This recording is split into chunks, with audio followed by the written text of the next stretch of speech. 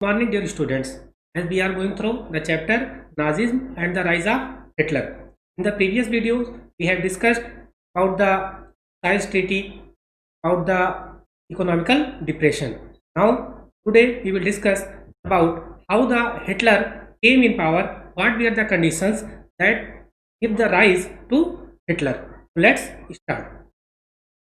As we have already discussed and told you that Hitler was a soldier during the First World War, and when the Germany was defeated in the First World War, is also this defeat took the Hitler, and Versailles Treaty made him furious.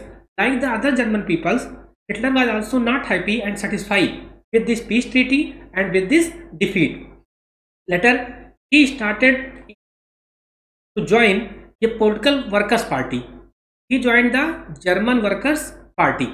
छोटी सी party थी और उस party में as a simple member ने join किया, but by his talent and ability with in a very short period he became the head of this political party.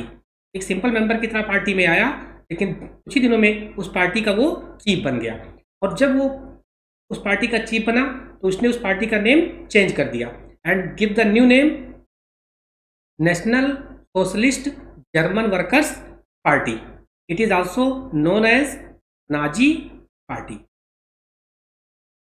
इस party को नाम दिया Nazi party and this 1920. After that, Hitler started to work for the spread of the members of political party, the programs of the Nazi party, and in 1923, Hitler took a first step. He planned to capture the power in Bavaria, but failed in prison for treason. 1923 में Hitler ने plan किया कि वो स्थिति के control को अपने हाथ में ले ले, पावर सीज कर ले, लेकिन eight that time the Weimar Republic ने उसके इस मूवमेंट को, इस प्रोटेस्ट को फेल कर दिया और उसको जेल में डाल दिया गया. In the case of treason, treason means when any person और group work against the ruler और अगेंस्ट द गवर्नमेंट. दूसरे शब्दों में हम कह सकते हैं देशद्रोह या राजद्रोह के रूप. इसके आरोप में उसको जेल में डाल दिया गया. बट आफ्टर सम टाइम ही लेटर रिलीज होने के बाद, जेल से निकलने के बाद, he started to mobilize the people.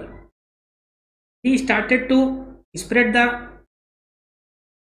Number of members in the political party, members in his Nazi party. Nazi party को प्रचार प्रसार करने के लिए उसने नए नए तरीके अपनाए. और उस समय जर्मनी की जो कंडीशंस थे, चाहे वो सोशल रहे हो, इकोनॉमिकल और पॉलिटिकल रहे हो, इन कंडीशंस ने भी उसको हेल्प की. Because at that time main and most important reason was the economic depression. Due to the economic depression, the German peoples were unsatisfied with the ruling government. Unemployment, shortage of food grains, high prices, all these problems create a ignorance among the mind of German peoples. उस समय की जो situations थी, उस situations में German peoples के अंदर Weimar Republic के लिए एक तरह से गुस्सा आने लगा, क्योंकि उनकी जो मेन प्रॉब्लम थी, चाहे वो एम्प्लॉयमेंट की हो, फूड ग्रेन्स की हो, महंगाई की हो, इन सारी प्रॉब्लम्स को कंट्रोल नहीं कर पा रही थी. इस इकोनॉमिक डिप्रेशन में when the production were shut down, industries and factories were shut down, the Hitler use his technology, use his mind to attract the peoples of Germany. उस दौरान जब लोग डिसअपियर की माहौल में थे, निराशा के माहौल में थे, हिटलर ने उन लोगों को अपनी तरफ अट्रैक्ट करने के लिए, अपनी पार्टी को अट्रैक्ट करने के लिए नई नई तकनीक अपनाई. उसने लोगों को मोबिलाइज किया. जो उनकी डिमांड थी, जो वो चाहते थे, जो गवर्नमेंट दे नहीं पा रही थी, उसको देने का उसने वादा किया, प्रॉमिस किया कि हम आपको इस तरह जो है आपकी प्रॉब्लम को सॉल्व करेंगे. And finally in 1928 his party got the first election but got only 2.6% vote in the restate the German parliament. 1928 में जो इलेक्शन हुआ, इलेक्शन में नाजी पार्टी को, हिटलर की पार्टी को कोई अच्छी सफलता नहीं मिली, केवल 2.6% वोट्स मिला. बट इस डिफीट के बाद हिटलर सरेंडर नहीं हुआ, मीन्स उसने हार नहीं मानी. उसने अपने प्रचार के तरीकों में, कुछ और चेंजेस किया। And later and it was the period when the economic depression's effects were very high in the Germany. So he attracted the peoples, and again when the 1932 election was held, the Nazi party became the largest party of Germany, the 37% vote. अब जब 37% उसी party को मिल गया, सबसे highest party के रूप बनी, तो automatically this party got the chance to form the government.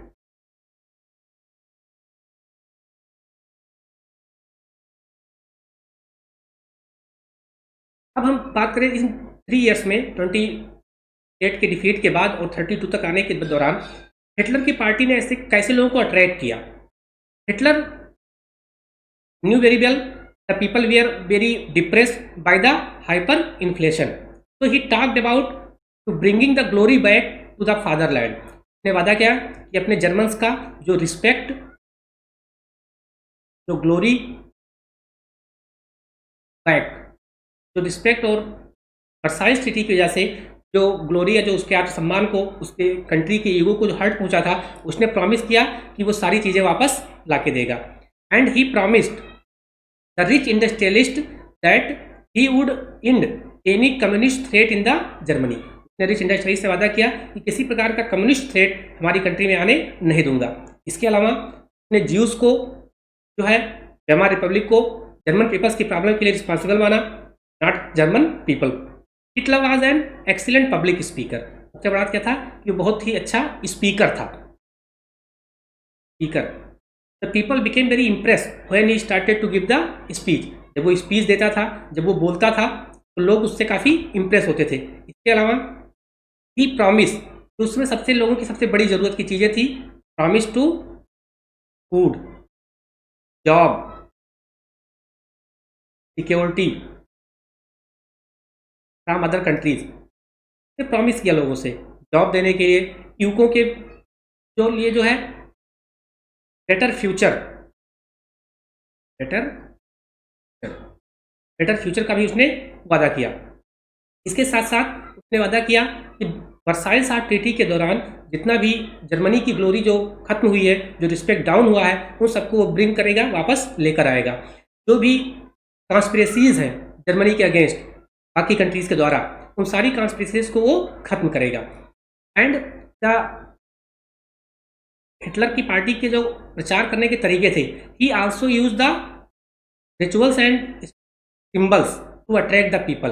This symbol, the swastika symbol, and this side of the salute, this is the Nazi salute. जब कभी भी उसकी मीटिंग्स या रैलीज होती थी, उसमें ये नाजी सल्यूट यूज किया जाता था।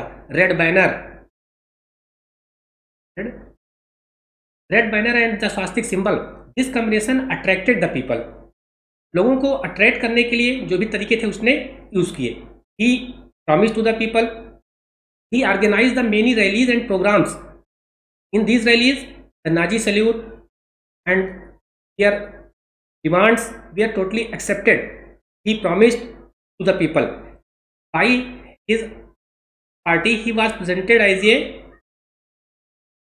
मसीहा।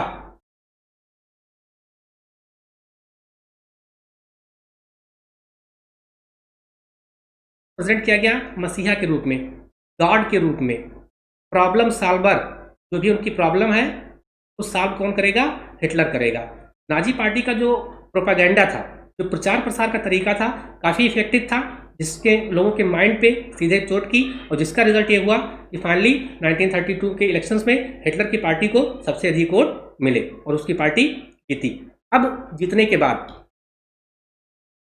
After the elections, finally on 30 January 1933, the President Hindenburg offered the chancellorship, highest position in the cabinet, to the Hitler. Hitler को कैबिनेट की सबसे टॉप पोजीशन जो थी चांसलरशिप की, वो उसको दिया गया।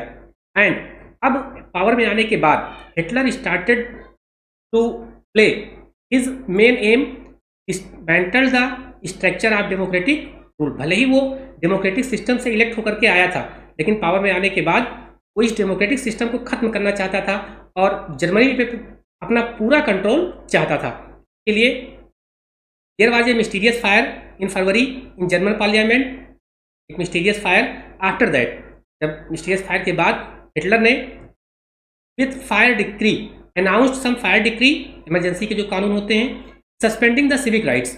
इस घटना के बाद उसने फायर डिक्री पास करके, अध्यादेश पास करके, और जो पीपल्स के राइट्स थे, जो सिविल राइट्स थे, उन सबको क्या कर दिया गया, खत्म कर दिया गया। एंड कुछ लोगों ने अपोज किया, specially the communist and oppositions, the peoples who oppose them, Hitler arrest them and sent to the prison and concentration camps. जिसने भी हिटलर का अपोज करना चाहा उसको अरेस्ट कर लिया गया और जेल में डाल दिया गया। बाद में वहां से उनको कंसंट्रेशन कैंप, जो यातना शिविर होते थे, जहां पे कैदियों को यातना दी जाती थी, टार्चर किया जाता था, उस शिविर में भेज दिया। फाइनली ऑन 3 मार्च 1933 उसने एक एक्ट पास किया, एक कानून पास किया। This was the enabling act. By this enabling act the Hitler established the dictatorship. By this act he controlled, take the direct control, army, economy, media, police, court, etc. In all these things, जो भी important institutions होते हैं country के, चाहे वो parliament हो, army थी, economic conditions को लेकर के, media, police, court, all the things took in his direct control. और एक तरह से without the permission of Hitler any organisations और any group can not work, can not do anything. सारी चीज़ों को उसने अपने हाथ में डायरेक्ट कंट्रोल में ले लिया। तो इस तरह से जर्मनी डिक्टेटरशिप कंट्री में बदल गई। Dictatorship was implemented in the Germany. सोचने वाली और इंटरेस्टिंग बात यह है कि हिटलर जो खुद डेमोक्रेटिक सिस्टम से इलेक्ट होकर के आया था, उसने ही उस सिस्टम को खत्म कर दिया। जो खुद एक प्रोसेस के तहत पब्लिक के वोट के द्वारा इलेक्ट होने के बाद आया था, उन्होंने ही पूरे डेमोक्रेटिक सिस्टम को खत्म कर दिया और जर्मनी को एक डिक्टेटरशिप कंट्री बना दिया। इसके बाद कुछ लोगों ने जो उसका अपोज करना चाहा, ने स्पेशल फोर्स बनाई, एसए, गैस्टेपो, एसडी, एसएस, ये उसकी सीक्रेट आर्मी पुलिस फोर्स थी जो control and order the society as per Nazi ideology. जो उसके अपोजिशंस को या जो कोई उसका अपोज करता था उसको कंट्रोल करने की, उसको अरेस्ट करने की रिस्पॉन्सिबिलिटी इन सेक्रेट पुलिस पे थी।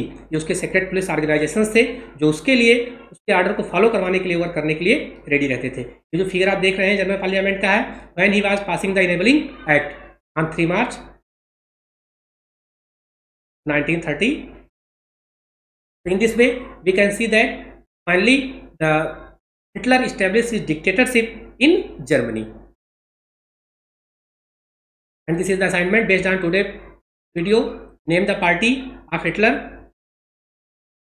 Enabling Act क्या था, Gestapo क्या था, और डेमोक्रेसी डिस्ट्रॉयड इन जर्मनी कैसे हुई। इसके लिए पॉइंट वाइज जो लास्ट में बताएगा कि कैसे उसने एक एक करके जर्मनी में चांसलर बनने के बाद डेमोक्रेसी को रिमूव करके डिक्टेटरशिप इस्टेब्लिश की। And last, what were the reasons of rise of Hitler, उसकी क्वालिटीज़ क्या थी, क्यों वो इतना अधिक पॉपुलर हुआ कि जिससे पब्लिक ने उसको इतना अधिक वोट दिया। तो दिस आज के लिए इतना ही। In the next video we will discuss about that after becoming the ruler of Germany, what were the main actions taken by Hitler for economy, for society and for world और the politics और anything, right. The next video we will discuss all these things. Thank you. Have a nice day.